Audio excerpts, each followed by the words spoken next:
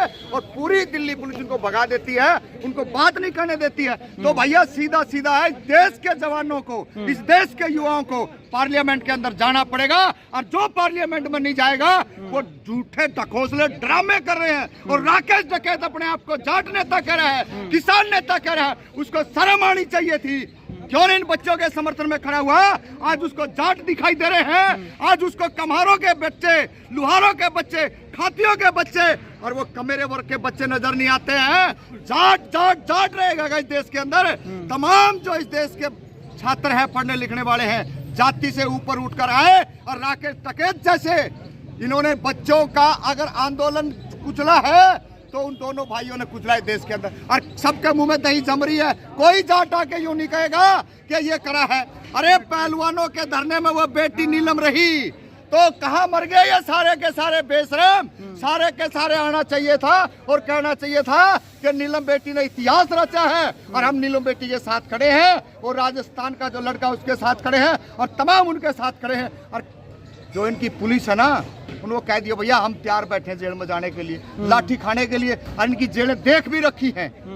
जो मेन मुद्दे से ध्यान भटकाने का काम विपक्ष के लोग भी कर रहे हैं और सत्ता में बैठे जो चोर लुटेरे बेईमान बलात्कारी वो भी कर रहे हैं। सवाल तो वही है कि मेन मुद्दे की बात, तो पूरे पहलवानों का पूरा साथ दिया था। पहलवानों का साथ दिया था, ये पहलवान नहीं है क्या जो पार्लियामेंट के अंदर जाके पूरे जन की बात करी? ये पहलवान उससे बड़े हो गए क्या? अरे मैन तो ये बात है जो रोटी रोजी की और रोजगार की बात करी है, वो है बड़े पहलवान तो। और जब उनके साथ खड़ा था तो क्या करवाया? कुचलवा दिया, तिरंगा तक नीचे धरती पर टिकवा दिया इसी राकेश डकैत ने। क्यों? आज खुल के आना चाहिए सभी लोगों को। अगर नहीं आएंगे तो जाट पिटे, गुजर पिटे, यादव पिटे, और भैया हम तो बिल्कुल पिछड़े हैं, कमार खाती नाई तेलिया, हम तो पिटते आए हैं और पिट लेंगे। लेकिन तुम बड़े चौधरी थे, तुम्हारे को हमने बता दिया कि भैया अगर हमारे साथ नहीं खड़ोगे तुम्हारा यही हाल होगा।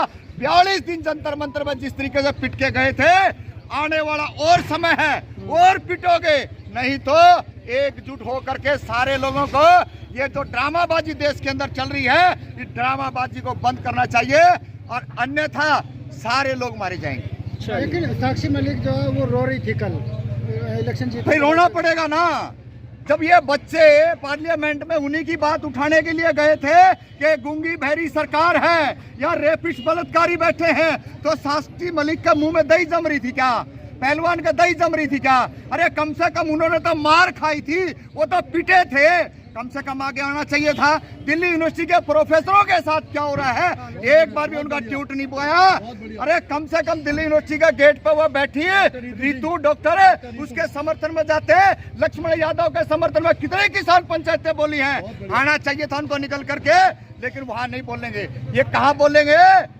जहां इनको अपना फायदा दिखेगा, और फायदा इनको दिख गया, आज बना दिया ना। अरे बेशर्म है, कहा किस कुर्सी पर बैठे हो आप? अरे जाट कह रहे हो, शर्म की बात है। इससे बड़ी बेशर्मी बीजेपी आरएसएस के लोग ये प्रोपगंडा इस देश के अंदर फैलाने का काम कर रहे हैं, और शिक्षा रोजगार पे कोई बात नहीं हो रही है। इस देश के अंदर तमाम वंचितों को, शोषितों को कुचलने का काम किया जा रहा है। लेकिन आप बात कर रहे हैं मेडल तक तो बचा दिए थे टिकैत परिवार ने पहलवानों के। देखिए कैसे बचे थे वो दुनिया ने देखा है, और कल का एक बार भी दोनों भाइयों का ट्वीट नहीं आया है कि साक्षी मलिक ने ये क्या कर दिया। अगर वो जिंदा होते तो नजर आते और उसको कहते नहीं बेटा ये गलत काम है, ऐसे मत करो, हम फिर विचार करेंगे। और कुश्ती छोड़ना ये कोई अच्छा संकेत नहीं है, लड़ते ना। अरे हम लड़ रहे हैं, 2012 से लड़ रहे हैं। हिसार के अंदर बगाना गांव है, आज भी धरना चला हुआ है, और यही सरकार, तानाशाही सरकार बीजेपी ने 2016 में यहाँ के धरना हटवाया था, लेकिन बेशरमों ने दिल्ली से तो भगा दिया, लेकिन हरियाणा के हिसार जिले लघु सचिवालय में आज भी धरना जारी है। इस लड़ाई के लिए लगातार लड़ना पड़ेगा। अगर आप नहीं लड़ोगे तो इसी तरीके से तमाम लोगों को कुचला गया है जो अपने आप को ताकतवर कहते हैं। लेकिन कुछ लोग ये कहते हैं जब मिमिक्री की तो जाटों का अपमान हुआ, लेकिन जब पहलवानों के साथ इस तरीके की हरकत हुई तो सबके मुंह पर ताला लगा हुआ है। देखिए हम बार बार कह रहे हैं कोई जाटों का अपमान नहीं हुआ।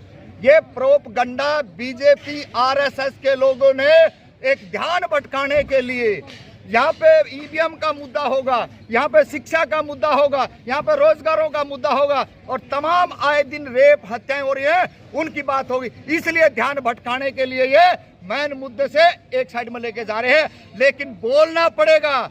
जो नहीं बोलेंगे वो भी मरेंगे और जो बोलने वाले वो तो मरेंगे। ये ध्यान रख लेना इस देश के लोगों, युवा छात्रों, ये आपके कंधे के ऊपर है। अगर आप नहीं बोले पढ़ने लिखने वाले छात्रों तो ये देख लो सब कुछ बेड़ा गर्क, शिक्षा का बजट घटा दिया जाता हो जिस देश के अंदर, उस देश के अंदर क्या होगा। और एक और इन्होंने प्रोपगंडा 9 साल से बाबरी मस्जिद से लेके गोधरा कांड से लेकर के आज तक एक मुद्दा छिड़ा हुआ है। अभी तो राम मंदिर का उद्घाटन पे चल पड़े और कौन किसको शंकराचार्य बनाता है। और जो ओरिजिनल लोग थे, जो बघेल समाज के लोग थे, उन्होंने जाके पहली ईंट फाड़ी थी और आज वो 2000 रुपए का नौकरी कर रहा है। नौकरी तो बघेल समाज का है। गूगल पे जाके सर्च करोगे ना, पहली ईंट बाबरी मस्जिद की फाड़ने वाला और रोटी के लिए मोहताज हो रहा है। ये देश के तमाम लोग समझ ले। अगर आप कहीं इनके फंडों में फंसोगे, कहीं इनके कार्यकलापों में जाओगे तो आपके बच्चे बिट्टू बजरंगी बनेंगे, मोनू मानेसर बनेंगे और इस देश के अंदर बीजेपी हत्यारा बनाने का काम है। किसानों की आवाज अगर राकेश टिकैत नहीं उठाएंगे तो कौन उठाएगा? राकेश टिकैत से बड़ा नेता इस देश के गोदी मीडिया ने राकेश टिकैत को बड़ा नेता बनाया है। इस देश के अंदर चडूनी का नाम कौन नहीं जानता है।